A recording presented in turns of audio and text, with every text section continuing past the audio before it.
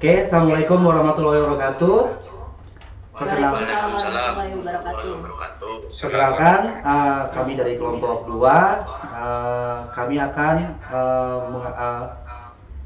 melakukan podcast yang kami beri nama apa? Kloda Damit. Kelompok 2 dalam 20 menit. Jadi, kami akan membawakan tema dari sosialisme utopis ke marxisme, perjalanan ideologi sosialisme. Jadi kalau misalkan teman-teman udah tahu ada paham marxisme, ternyata sebelum ada marxisme itu udah ada sosialisme utopis. Kita akan coba bahas walaupun nggak terlalu detail ya, karena kita melakukan podcast selama cuma 20 menit. Oke.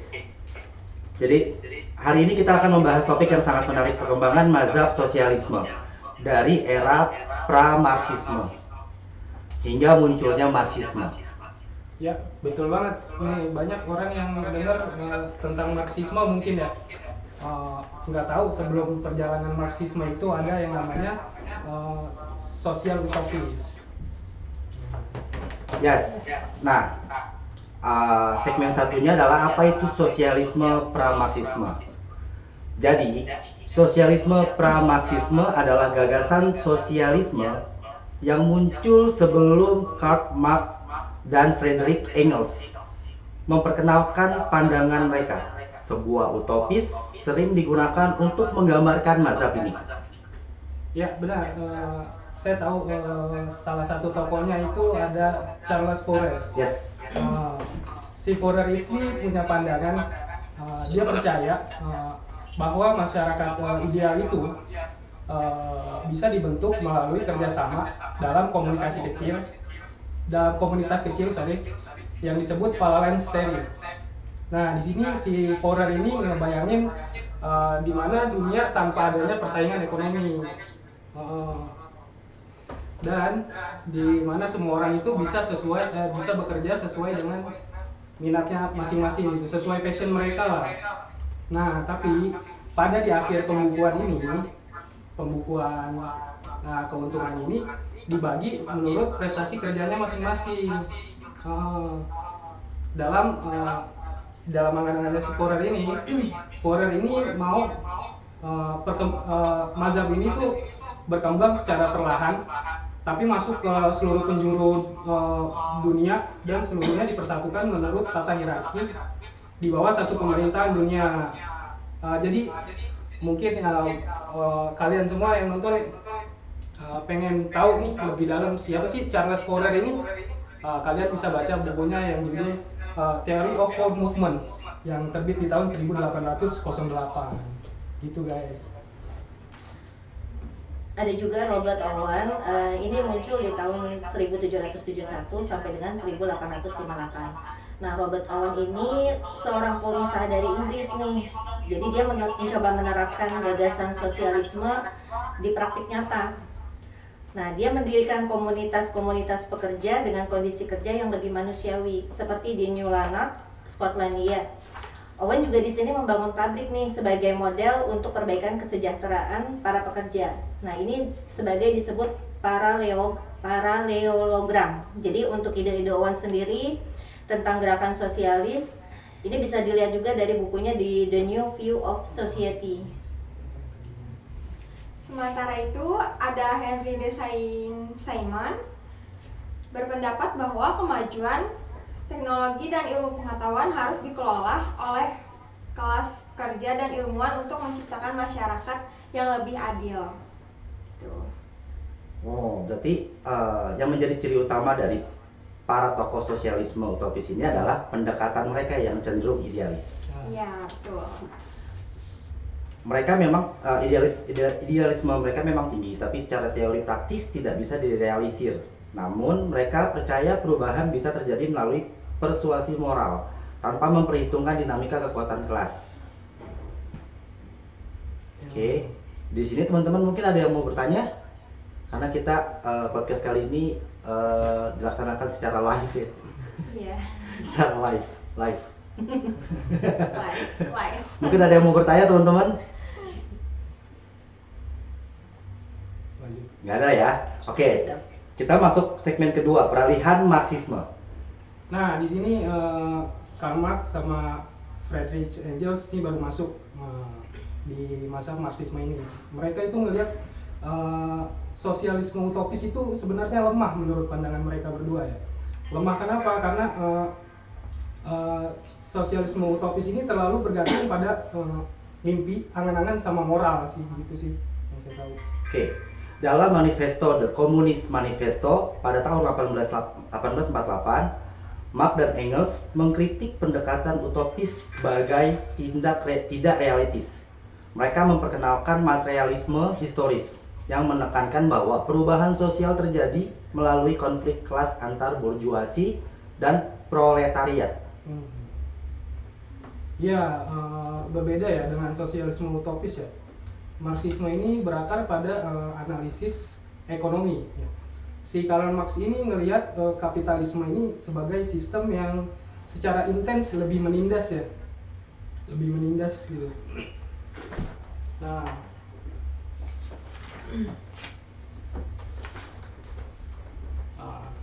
Lebih ke menindas ya. iya. Dan solusi Karena, karena apa nih? Karena hubungan produksi ini didasarkan pada eksploitasi tenaga kerja, Mas. Oke. Dan solusinya adalah revolusi proletariat atau kelas pekerja. Yap. Harus mengambil alih alat produksi untuk menciptakan masyarakat tanpa kelas. Yap, betul.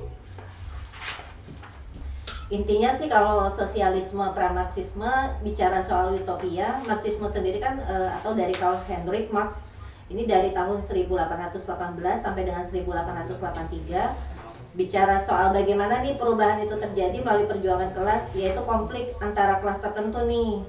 Marx meyakini bahwa mesin sejarah modern di bawah kapitalisme adalah perjuangan politik antara para borjuis dan juga para proletar sendiri nih.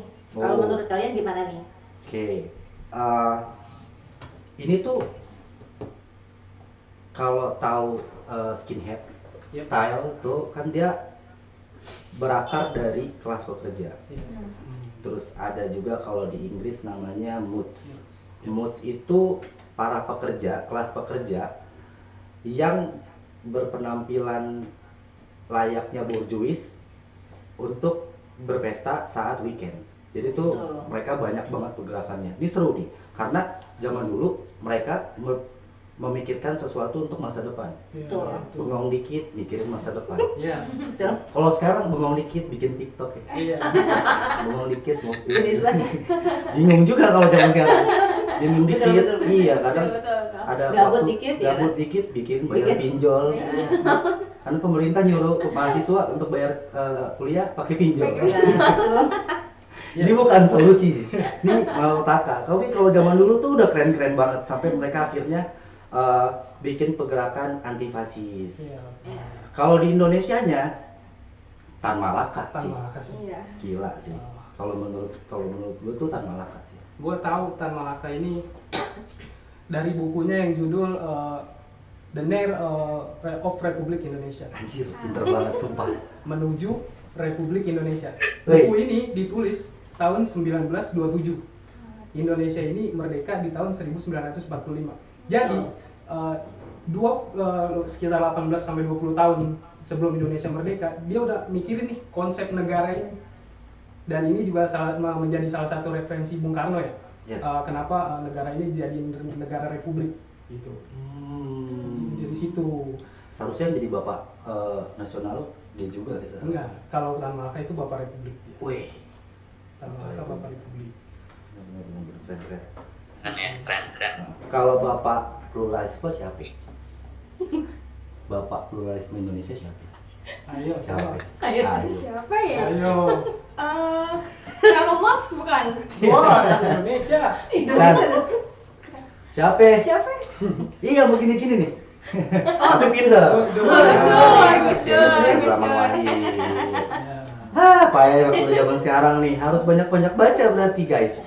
Anak muda sekarang boro-boro ya. Kalau Tan Malaka 20 tahun mikirin konsep negara, kalau anak-anak zaman sekarang boro-boro mikirin konsep negara, kita mikirin konsep podcast ini aja pusing. Iya benar. Sama konsep ini outfit kalau si Rapid. Outfit ke kampus. Ya kan? Lo sambil bikin video ya kan? Fit, sorry Fit. Fit, Rapid, disuruh apa? Bukan. Oke ya, kita lanjut ya. Ya. Karl Marx berpandangan bahwa kaum proletar memiliki nilai lebih antara kalian yang dimiliki dan output yang dihasilkan terhadap sejumlah upah yang diterima. Kelebihan surplus value inilah yang dinikmati oleh para pemilik modal. Semakin besar surplus value yang dinikmati oleh para pemilik modal, maka semakin besar eksploitasi yang dilakukan oleh kaum pemilik modal terhadap kaum buruh. Sehingga dirumuskan W1. Bisa dijelaskan?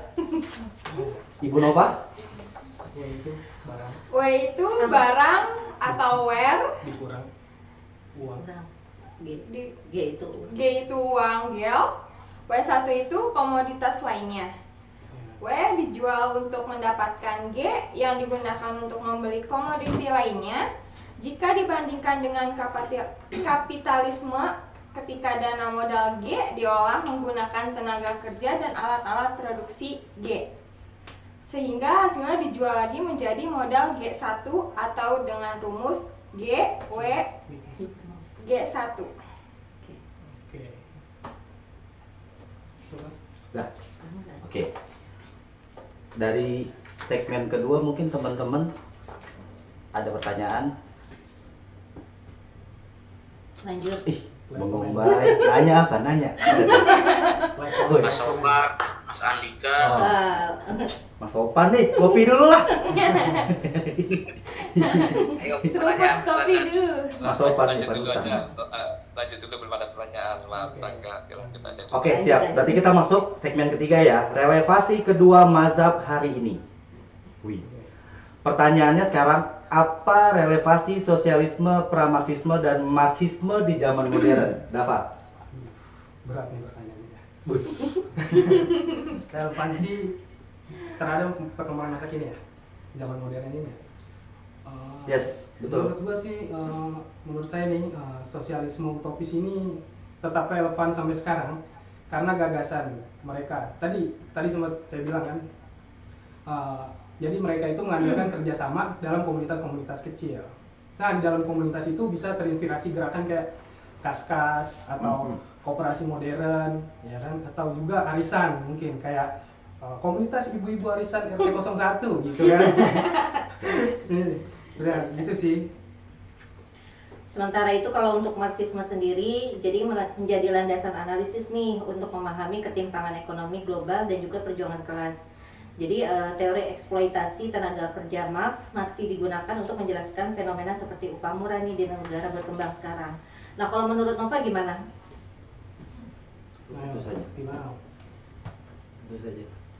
Tentu saja, menurut saya, kedua mazhab ini juga menghadapi kritik dan tantangan baru, terutama dalam konteks globalisasi dan perubahan teknologi. Ya, betul. Kalau untuk masalah perubahan teknologi itu kayaknya kita harus lebih aware juga sih terhadap Betul. perubahan perkembangan teknologi. Betul. Karena kan sekarang mungkin kita lebih dijajah sama perkembangan teknologi ya, Mbak ya. Kayak banyaknya video-video yang nggak pantas terus anak-anak bisa akses, ya bisa akses segala macam. Peran kita yang mungkin sedikit agak lebih ringan daripada orang tua, tapi tidak memungkiri kalau kita juga harus ngebantu orang-orang yang belum paham tentang perubahan teknologi sekarang. Betul. Oke, itu tadi pembahasan kita tentang sosialisme, pramarxisme, dan marxisme. Kalau kalian punya pertanyaan atau pendapat, jangan ragu untuk berbagi di kolom komentar atau media sosial. Atau kalau kalian punya dana lebih, bisa langsung scan QRIS di sini nih. Buat kami. Nggak bercanda, itu bercanda. Maaf ya, maaf. Bercanda. Oke, kalau ada yang mau nanya, kami tunggu ya. Dimulai dari sekarang deh. Boleh. Iya. Jangan ditonton. Jangan sok mikir loh, jangan sok mikir. Saya nanya aja. Zaira gitu. Zaira jangan sok mikir lah. Apaan sih? Zaira lagi. Masalahnya aku mau nanya apa gitu. Iya, itu dia Pak. Ini tuh sebetulnya topiknya menarik banget Pak. Karena jujur saya juga baru tahu pendalaman tentang marxisme. Gitu loh. Karena kan Itu iya betul Pak. Dulu ada PNI masa Marhein. Ada Marhein. Itu ada Indonesia Marhein.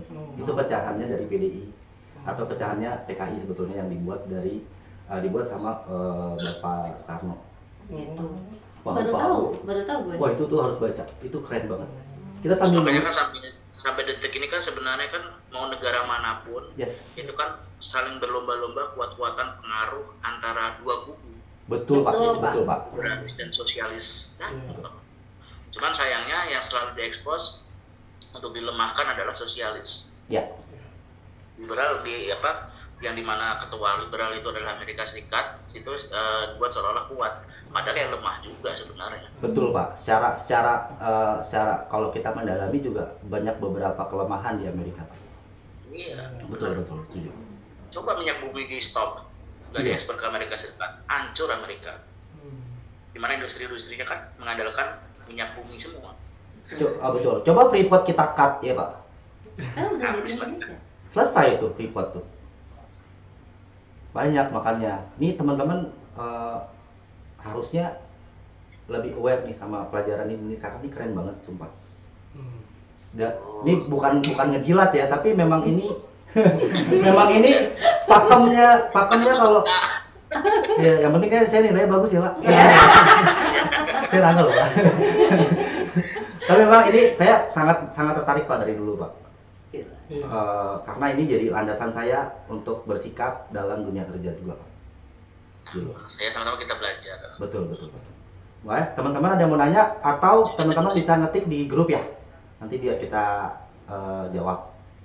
Enggak, yang diketik malah ini kapan kita ngopi bareng di mana? Pasokan tuh. Terus ujung-ujungnya bayarin dong ngopinya gitu. Itu ngalusin Oke. Pak namanya, ngalusin. Oke, teman-teman ada mau nanya? Silakan sebelum kita close podcast dari teman-teman kelompok 2. Iya.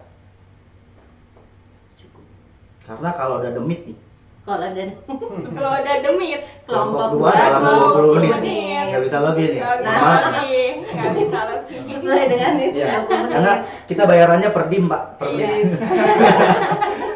Bayarannya per dim nih, mohon maaf nih. Lewat dikit, aduh nggak enak nih. Ya nanti Bingung. tinggal minta update aja nantinya. Ya. Oke teman-teman ya, mungkin sampai di sini aja ya. Kalau ada pertanyaan atau gimana, ada lah di grup ada yang ngetik? Belum ada.